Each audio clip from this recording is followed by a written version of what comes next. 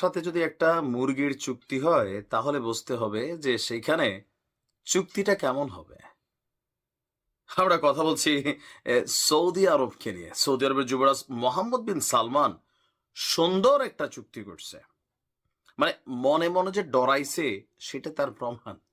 ইরানের নমুনা দেখে ভাবতেছে ভাই আমরা মনে হয় এরকম নিষেধাজ্ঞা টিষেধাজ্ঞা আসলে বা এরকম সামরিক হুমকি ধামকি থাকলে আমরা তো 1.5 দিনও টিকবো না। আমার কাছে ঠিক এর বাইরে কিছুই মনে হয় নাই। দেখো শিখে না। দেখেন আমেরিকার পরিকল্পনাটা কি, এটা আসলে কি সৌদি বোঝে না? অবশ্যই বোঝে, কেন করে না আমি নিজেও বুঝি না।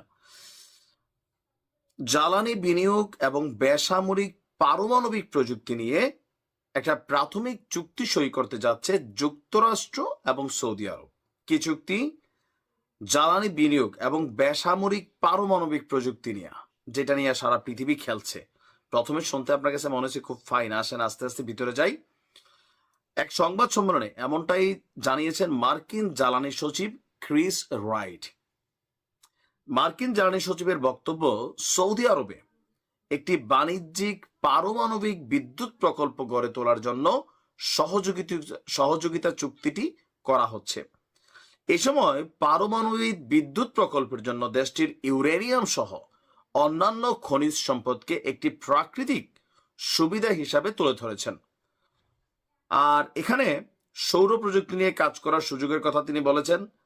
দুই পক্ষ একটা চুক্তির মধ্যে এসে এই পারমাণবিক প্রযুক্তি সহ দীর্ঘদিন যাবৎ জ্বালানি বৈচিত্র্য এরকম অনেক কিছুতে তারা আস্তে আস্তে ডেভেলপ করবেন এবং সৌদির জ্বালানি নির্ভর যে অর্থনীতি সেখান থেকে সৌদিকে বের হয়ে আসতে সহযোগিতা করবেন। শুনতে সুন্দর লাগছে, কিন্তু ভেতরের গল্পটা কি আসলে তাই? ভেতরের গল্প কিন্তু তাই না। কেন বলছি তাই না? আমেরিকা জানে যে আরব রাষ্ট্রগুলোর মধ্যে আরব আমিরাত এবং সৌদি বিশাল একটা অবস্থানে আছে।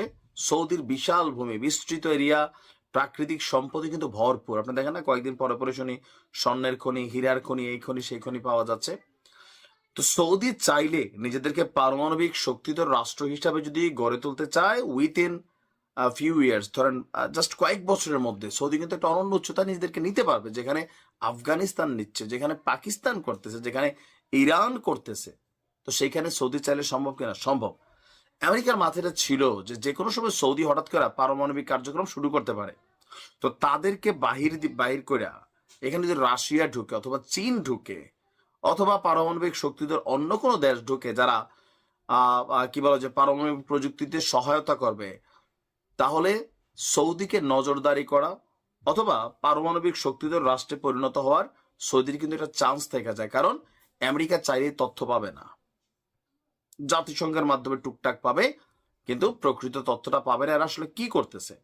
ইরানও যখন পারমাণবিক প্রযুক্তি নিয়ে কথা বলে, ইরান দৃশ্যত বলছে তারাও কিন্তু বিদ্যুৎ, শিল্প খাত, বিভিন্ন খাতে ব্যবহারের জন্য এই পারমাণবিক জ্বালানি, বিদ্যুৎ, প্রযুক্তি এগুলার জন্যই তারা ইউরেনিয়াম সমৃদ্ধ করছে। কিন্তু আমেরিকা সহ পশ্চিমা দেশগুলো বলছে না, তোমরা বৈদ্যুতিক কর্মকাণ্ডের আড়ালে কিছু করতেছো না, তো এত সাহস কই পাও?